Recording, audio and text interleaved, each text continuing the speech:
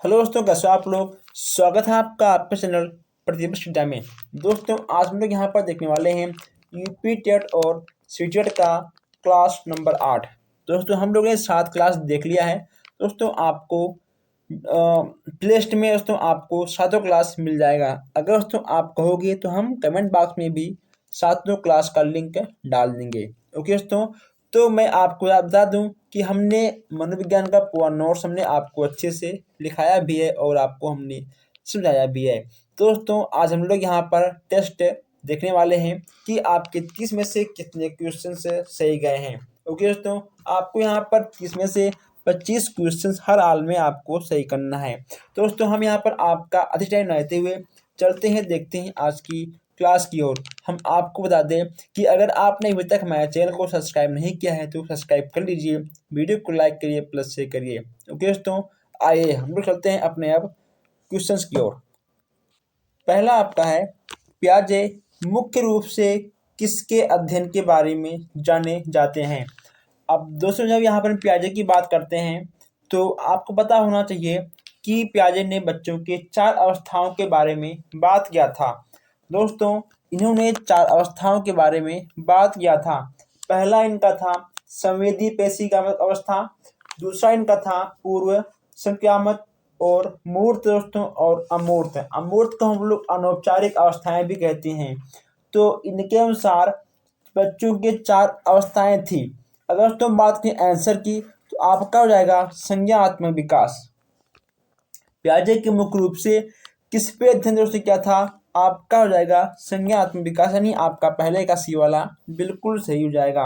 हम आपको बता दें स्टार्टिंग में ही कि दोस्तों हमने मनोविज्ञान का पूरा नोट्स हमने आपको लिखवा दिया है। अगर आपने नहीं लिखा है तो आपको प्ले लिस्ट में मिल जाएगा, आप वहां से लिख लीजिएगा। अगर मान लो आपको ढूंढने पे ना मिले तो आप हमको कमेंट करिएगा, हम कमेंट बॉक्स में आपको लिंक दे देंगे। दोस्तों, हम यहाँ पर आपके सारे प्रश्नों के उत्तर पर बात करते हुए आगे बढ़ेंगे, क्योंकि दोस्तों जितने भी क्वेश्चंस यहाँ पे आपको मिलने वाले हैं, हर क्वेश्चन दोस्तों हम आपको अच्छे से थ्योरी क्लास में बताए भी हैं और समझाए भी हैं। सेकंड आपका है, माँ बाप के साये से बाहर निकल अपने साथी बालकों के संगत को पसंद करना संबंधित है। दोस्तों, सेकंड का आपका हो जाएगा बी वाला। इसमें आपका होगा पूर्व किशोरावस्था। अगर दोस्तों बात करें अवस्थाओं की, दोस्तों यह हो जाएगा आपका 9 से 12 वर्ष है। जो आपका पूर्व किशोरावस्था होता है वह आपका 9 से 12 वर्ष का हो जाता है। अब यहाँ हम देखते हैं क्वेश्चन नंबर 3। तीसरा आपका है, हम में से कुछ जो लंबे हैं तथा कुछ जो छोटे हैं, कुछ जो गोरे हैं तथा कुछ जो काले हैं, कुछ लोग मजबूत हैं तथा कुछ कमजोर हैं। यह कथन किस स्थापित सिद्धांत दोस्तों, यह किस स्थापित सिद्धांत पर आधारित है। अब दोस्तों यहाँ पे आपसे सिद्धांत के बारे में बात कहा गया है। इसमें आपका हो जाएगा वैश्विक विभिन्नता का सिद्धांत है। दोस्तों देखिए, यहाँ पे आपका बुद्धि से कोई मतलब नहीं है। ओके दोस्तों, और देखिए अलग अलग इंसान की जो बॉडी होती है वह आपका अलग अलग टाइप का दोस्तों होता है, भिन्न भिन्न होता है। कोई गोरा होता है, कोई काला होता है, कोई लंबा, कोई मोटा, कोई पतला। ठीक है दोस्तों, ऐसे ही होता है। आपका सी वाला बिल्कुल सही हो जाएगा। अब यहाँ देखते हैं क्वेश्चन नंबर 4। क्रिया प्रसूत अनुकूलन सिद्धांत का प्रतिपादन किसने किया था। क्रिया प्रसूत अनुकूलन सिद्धांत की बात करें तो आपके हो जाएंगे स्किनर महोदय। आपका बी वाला बिल्कुल सही हो जाएगा। अब यहाँ देखते हैं 5वां क्वेश्चन से, व्यक्तित्व व्यक्ति में उन मनोदेहिक अवस्थाओं का गत्यात्मक संगठन है जो वातावरण के साथ उनके उनके अपूर्ण समायोजन को निर्धारित करता है। व्यक्तित्व की यह परिभाषा दी है। दोस्तों यहाँ पे आपसे परिभाषा के बारे में बात कहा गया है। 5वें का आपका सी वाला बिल्कुल सही हो जाएगा। सी वाला आप दोस्तों बिल्कुल सही हो जाएगा। अब यहाँ देखते हैं 6वां क्वेश्चन से, कोई शिक्षिका अपने विद्यार्थियों को क्या कहे कि उनके भीतर प्रेरणा के साथ कार्य करने के लिए प्रोत्साहित कर सके।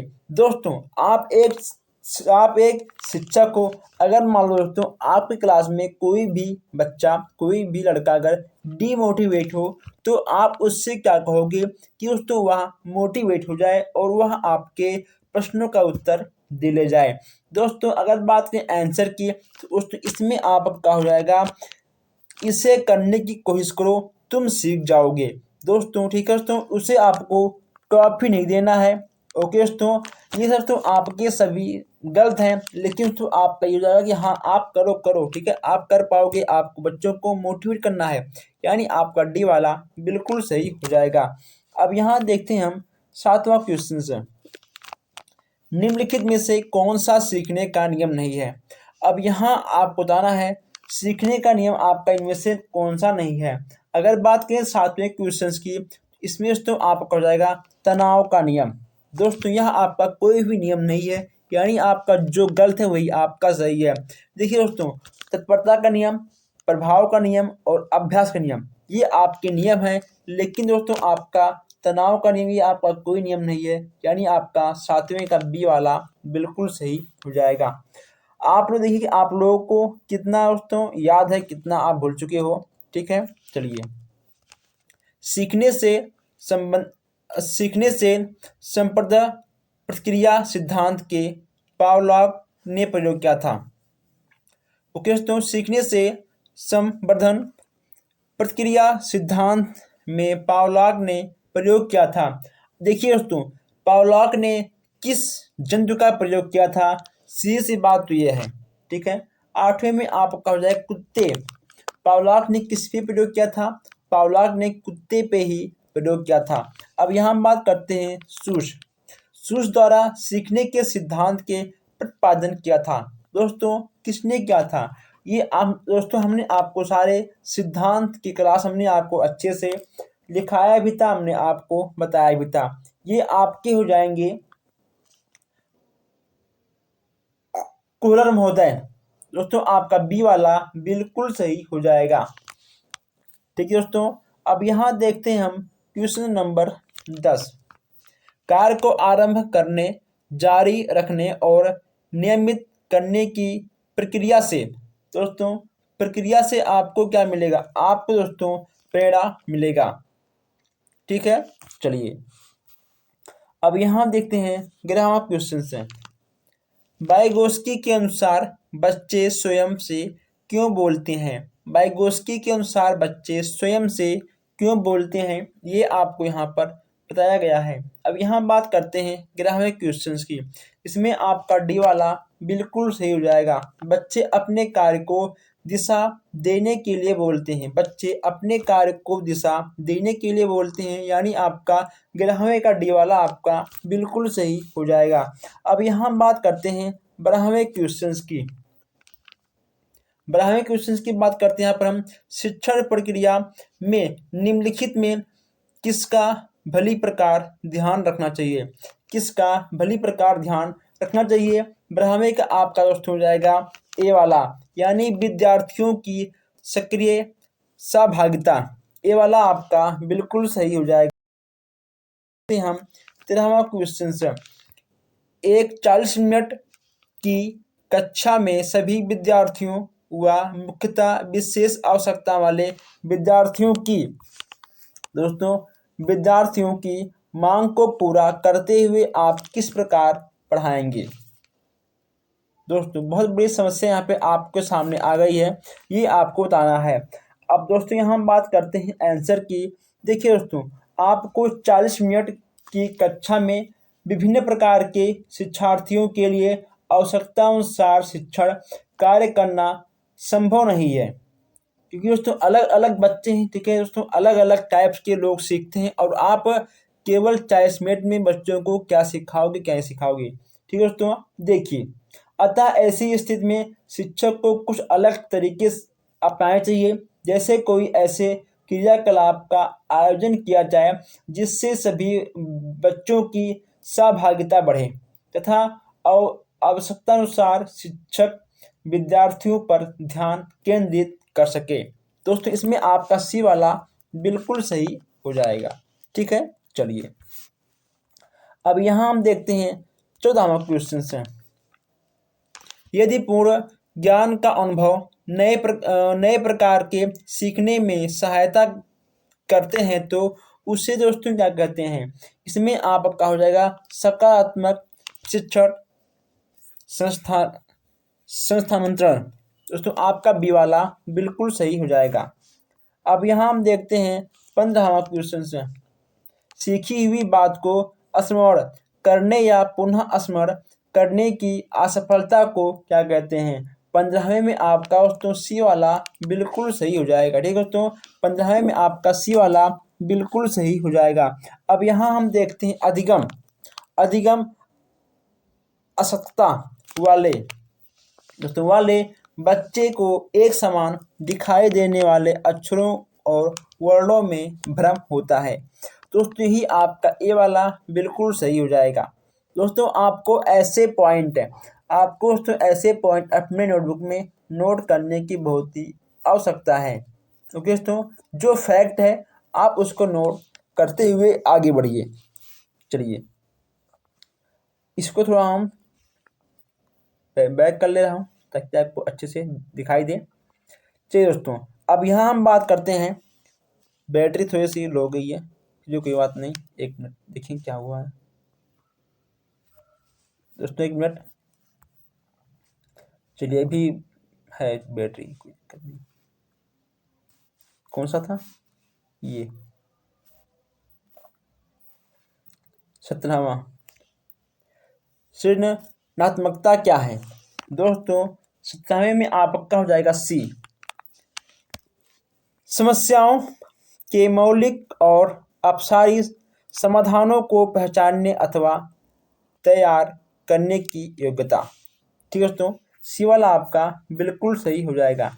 अब यहाँ हम आगे बढ़ते हैं और देखते हैं एक प्रभावी कक्षा में दोस्तों, एक प्रभावी कक्षा में क्या होता है क्या नहीं होता है, ये आपको बताना है।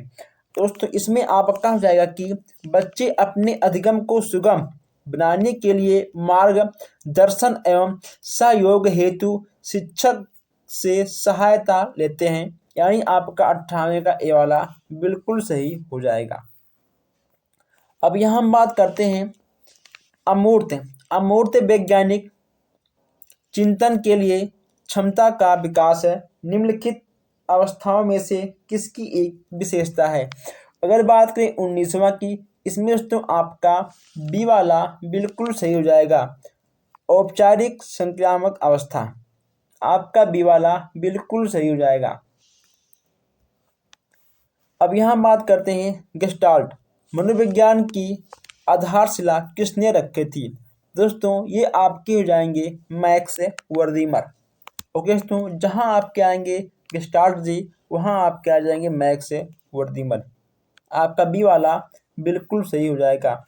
अब यहाँ देखते हैं 21 क्वेश्चन। इनमें से कौन सा विकास का एक सिद्धांत नहीं है?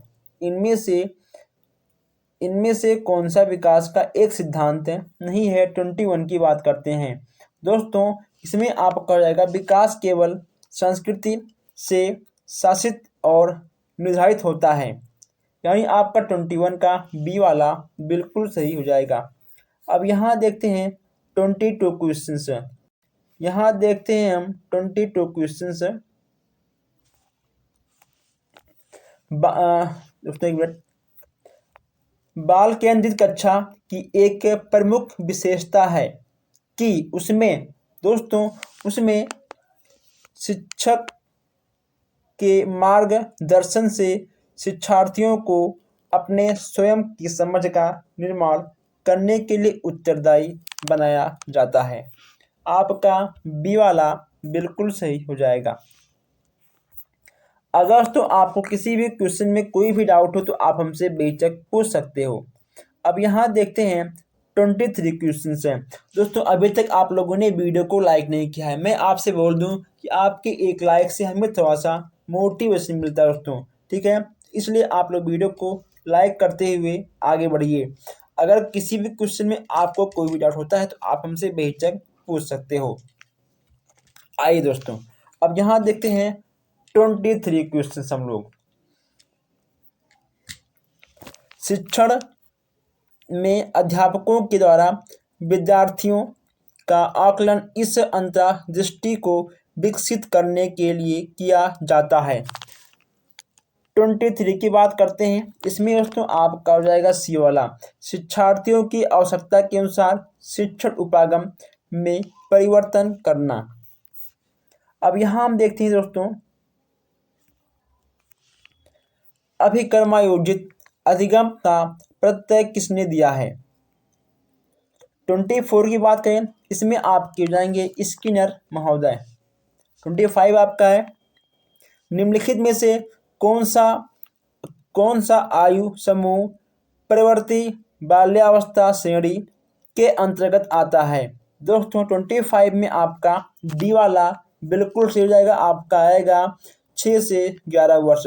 दोस्तों आपको ऐसे क्वेश्चन नोट करते हुए आगे बढ़ना है ताकि ये क्वेश्चन आपसे कभी भी छूटे ना। वांछित समूहों के विद्यार्थियों को समान विद्यार्थियों के साथ साथ पढ़ना चाहिए। इसका अभिप्राय दोस्तों, इसका अभिप्राय क्या है। यह दोस्तों आपका है समावेशी शिक्षा। जहां आपको दोस्तों साथ साथ दिख जाए वहां दोस्तों आपको ए वाला तुरंत टिक कर देना है। ठीक है, चलिए। 8 वर्ष के सुधीर का मानसिक आयु 10 वर्ष है, उसकी बुद्धि लब्धि कितनी होगी।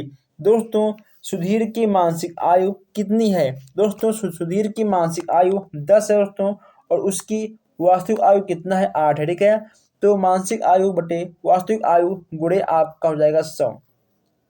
दोस्तों जो आपका इससे इसका मल्टीप्लाई होगा, यहाँ पे आपका हो जाएगा 1000।